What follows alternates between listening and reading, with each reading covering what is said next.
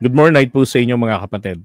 So kahapon, meron pong isang governor na nagkaroon ng lakas ng loob na puntahan yung yung site na ginagawang um, flood control diyan po sa kanyang lalawigan sa Oriental Mindoro. Abay, mantakin nyo naman ho na hinarang siya ng gwardiya. Yan yung matandang gwardiya na yan. At pinagbawalan siya na pumasok para mag-inspeksyon. Kasi yun daw ang utos ng kontraktor na kapag wala pong sulat na galing sa DPWH, tawag nila DP, hindi daw ho po pwede. Kaya sabi niya, kahit na ako ang gobernador ng lalawigang ito, probinsya ko to. Sabi niya, pinapangalagaan ko lang ang aming probinsya. Tapos ako pa ang bawal ditong pumasok. Sabi niya, papasukin ko pa rin yan. Tapos pinatawag niya, pinababa niya yung taga DPWH. Antindi Tapos sabi ng DPWH, hindi, pwede ka naman pumasok eh. Kasi may camera na.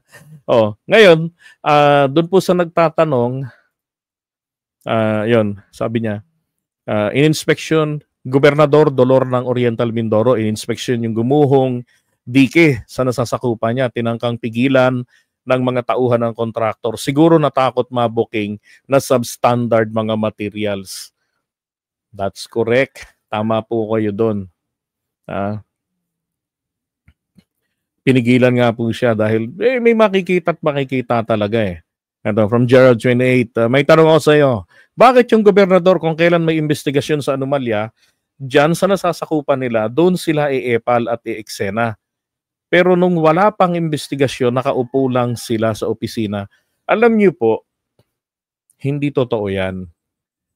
Si Governor yung sa Bulacan, tawag dito, yung gobernador nila, kalimutan ko yung pangalan nun. Bold Star yan nung araw eh. Nakasama ron. Kasama naman talaga sa sa magi-inspection with PBBM. Ngayon, ito pong kung ito naman ang tinutukoy ninyo, Daniel Fernando, thank you. Ito namang Don Fernandez, hindi si Don Fernandez. Olat si Don eh. Etong governor ng Oriental Mindoro, mag-isa lang siya sa LGU niya. Kasama niya lang doon yung sa engineering nila ng governor ng pamahalaang panglalawigan. So, pinasok nila po yun. Walang yan, may nakalagay pang do not enter. Pero in fairness, tama yung spelling. Eto, pakita ko muna yung mga pictures sa inyo. Yan, eting FB page ni Governor Humerlito Bons Dolor. Parang kamag-anak pa yata ito nung dating mayor na tumakbong pagka-governor Dolor ng Bawan, Batangas. So, yung naimbestigahan sa Kongreso na nakulong, 'di ba? Dahil ayaw magpakita doon. 'Yun. Kahawig eh. Eto, tararan. Paano nga namang diguguhuyaan? Caution, area under construction closed. Ayan yun. Do not enter. Yun, tingnan nyo naman yung trabaho. Di ba? Parang yung semento ibinabato lang ng ganon. Tapos ang nipis. May bakal. Ito po yung bago lang ito kasi nasira yung existing dito. Bakit po naman kasi nasira? Ayan warak. Paano hindi masisira? My goodness. Tingnan niyo naman yung mga klase ng mga bakal, kaliliit. Di ba? Tapos yung semento niyan, tingnan niyo. Nangyambuhay ito. Nasaan ang bakal dito? Ito yung mga unang struktura. Di ba? Walang bakal, Alam nyo, laking tipid na nga ho ng kontraktor dito. Sa totoo lang, libre graba, libre buhangin, semento na lang ang binabayaran at labor. Diba? Ilog pa yan, may libre ng tubig.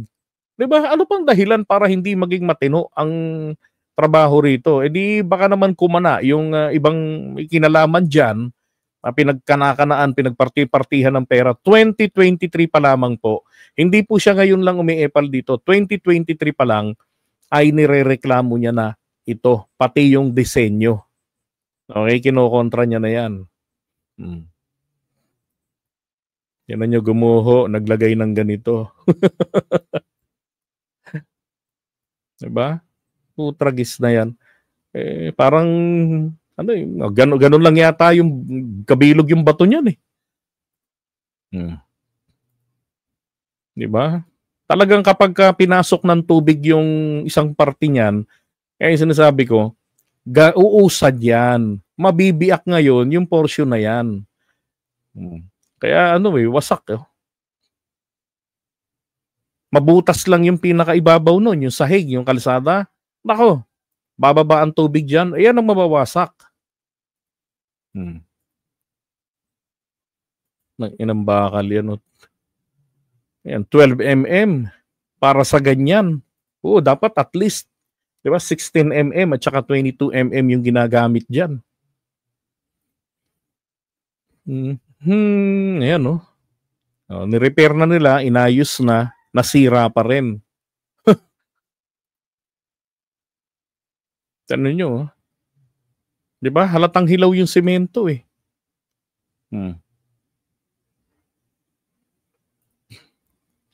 Ito, matindi oh. Para bang gawa ng mga Chinese. Gumuho yung isang malaking tulay nila eh.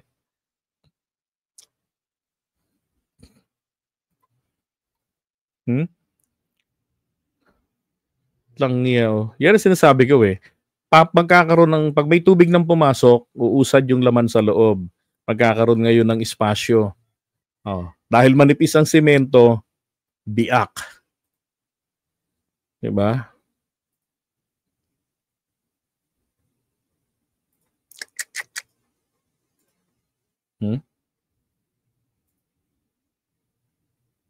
Mataba pa yung mataba pa yung daliri niya. Eh alam ko ang 12 mm halos yung taba ng daliri yun eh. O baka nga 10 mm lang itong ginamit dito. Ayan, hindi liit, ang maliit nga. Ngayon etong metal sheet. Yan. Alam nyo yung metal sheet na yan, 9 to 12 meters po ang standard niyan. Yung haba ha, 9 to 12 meters yan. So ikinakabit po yan ng ganyan talagang pagkakaayos, naka-interlock sila.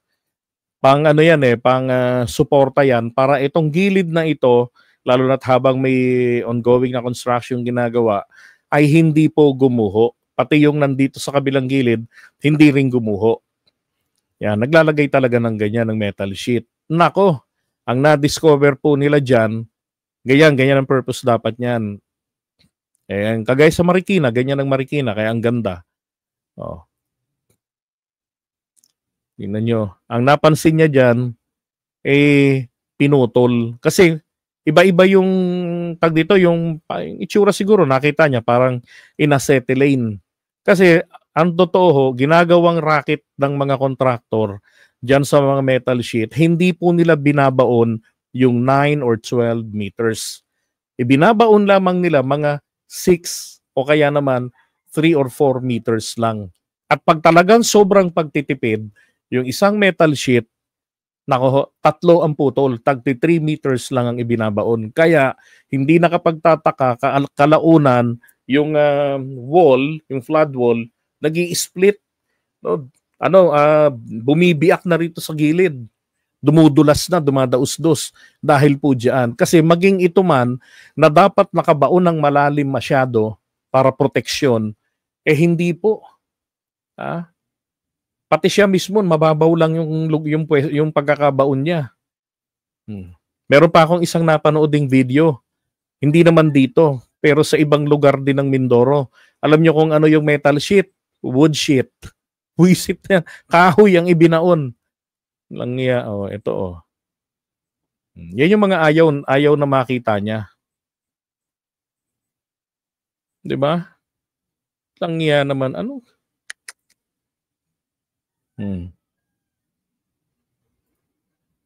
Ay, may ano yan. Kaya nga ito, nakakatawa sabi ni Gob dito eh. Sa haba na ho na akin nilalakbay dito, ako po'y lubos na nagpapasalamat. Dahil finally, nakakita ho ako ng isang bakal na inilagay. Sino? Ano mo? Imagine nyo ha? All throughout. Ayun, may bakal na. Walang bakal, pero ito meron. Salamat po ng marami sa gumawa nito, sa nag-inspect nito, at sa DPWH, maraming salamat po. At least, may isang bakal sa buong stretch na ito. Ay, nako. Dumami. Yan yung metal sheet. Pinutol. At yes. Dumami. Kaya naman, malinaw yan. Kung yan ay galing planta, dapat yan, ang ibabaw, very fine ang pagkakasmooth. Kita mo, kinat o. Kalawa, tingnan mo ang kalokohan ha. Ang tamang pagre-repair, bubunutin. Saka ulit babalik. Ano ang ginawa? Tinulak. Tama ba yun? Diba? Kaya alam nyo, tingin ko dapat talaga magpalit na tayo ng mga politiko natin eh. Wag nang boboto nang galing sa mga political dynasty. Ganyan kasi mangyayari. Magkakampihan lang yung mga yan, magtatakipan lang yan. 'Di ba? Tama na yung tawag dito. Pumili naman tayo ng ng fresh. 'Di ba? Yung subok na nasubukan natin na palpak. Wag nang tagilikin, putrag isa ibinabalik-balik pa kasi sa pwesto eh. At hindi lang 'yun. 'Di ba? Buong angkan inilalagay sa pwesto. Hayaan niyo maghanap buhay yung mga lintik. Oo. Tingnan niyo naman pinaggagawa. Naalala ko dati, nung bahaan, pati nung last year. Grabe rin ang inabot na baha ng mga taga-Oriental Mindoro. E paano nga namang hindi sila babahain? Diba? Dekorasyon lang yung flood control nila. Oh, yung project, yan ang unlimited project. Diba? I-repair yung existing. Yan yung sinabi ng investigation ni Amy Marcos last year doon sa flood control. Binilang, yung repair niyan, ibinilang ng DPWH at nilista na meron na bilang flood control projects kahit repair lang. Patsi-patsi. Yan ang klase ng mga ganyan. Nationwide po ang problemang ito. 'Di ba? Deserve ng mga Pilipino ang magkaroon ng ganyang klase ng kalidad ng proyekto ng gobyerno dahil sa kalidad rin po ng pagpili natin ng kandidato. Tayo rin ang may problema. 'Di ba? Kaya nananawagan to kay PBBM. Palagay ko, nako, pupuntahan din ni PBBM yan. Ang pinakamaganda nga sana, manadyak na sa PBBM ng kontraktor. 'Di ba? Oh, yung mga taga Mindoro, sino ang nagpa-project na yan? Ang gobernador, malabo namang kanyang proyekto yan kasi 2023 pa lang inire-report niya na yan na hindi niya gusto yung disenyo kasi nga po substandard. Oh. Pero hindi po inaaksyonan ng DPWH. Yun yung sinasabi ko palagi eh. Yung mga nandyan sa mga bayan-bayan, sa mga probinsya, yung mga hindi naaapektuhan ng pagpapalit ng administrasyon, yung mga career officials, sila ho yung mga matitindi ang korupsyon. That is why I'm always pushing na sa mga government po natin, wala po dapat na regular na empleyado. 'Di ba? Lalo sa DPWH, dapat po yung mga yan, contractual lamang sila. Bakit? Kasi prone sa corruption yung kanilang opisina eh. Oh.